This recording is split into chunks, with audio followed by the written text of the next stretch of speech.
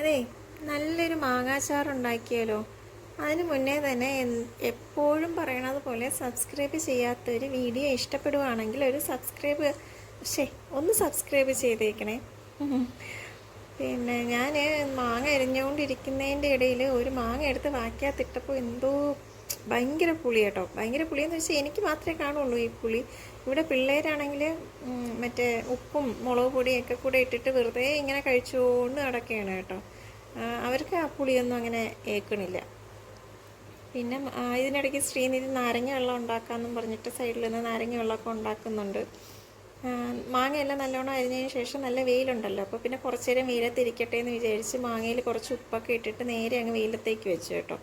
ആ സമയം കൊണ്ട് ഒരു അരമണിക്കൂർ അങ്ങനെ വെച്ചിരിക്കണേ. ഒന്ന് വെയിലത്ത് തന്നെ വെക്കണമെന്നില്ല, ഒന്ന് അടച്ച് വെച്ചിരുന്നാലും മതി.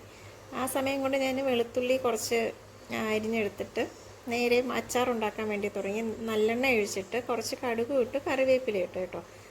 എന്നിട്ട് അതിലേക്ക് നമ്മൾ നേരത്തെ അരിഞ്ഞ് വെച്ചിരുന്ന വെളുത്തുള്ളി ഇട്ട് അതൊന്ന് ജസ്റ്റ് ഒന്ന് വാടി വന്നാൽ മതി. ഒന്ന് സോഫ്റ്റ് ആവണ വരെ ഒന്ന് വാടി വന്നതിന് ശേഷം അതിലേക്ക് മുളക് പൊടിയും കായപ്പൊടി, നമ്മുടെ ഉലുവാപ്പൊടി, ഇതെല്ലാം കൂടെ ഇട്ടിട്ട് പച്ചമണം മാറുന്ന വരെ അതിൻ്റെ ഒന്ന് വഴറ്റിയതിന് ശേഷം അതിലേക്ക് കുറച്ച് ഉപ്പും നമ്മൾ നേരത്തെ തന്നെ കുറച്ച് കടുക് എടുത്ത് പൊടിച്ച് വെച്ചിട്ടുണ്ടായിരുന്നേ, ആ കടുകും കൂടെ ഇട്ട് കുറച്ച് വിനാഗിരി ഒഴിക്കണത് ഞാൻ എടുക്കാൻ മറന്നുപോയേ. ഞാൻ കുറച്ച് വിനാഗിരിയും കൂടെ ചേർത്തിട്ടുണ്ട് കേട്ടോ.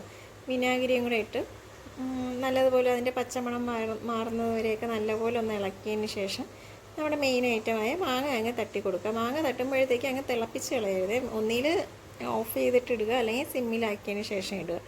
അല്ലെങ്കിൽ മാങ്ങ ഒരുമാതിരി വാടിയതുപോലെ ആയിപ്പോകും കേട്ടോ.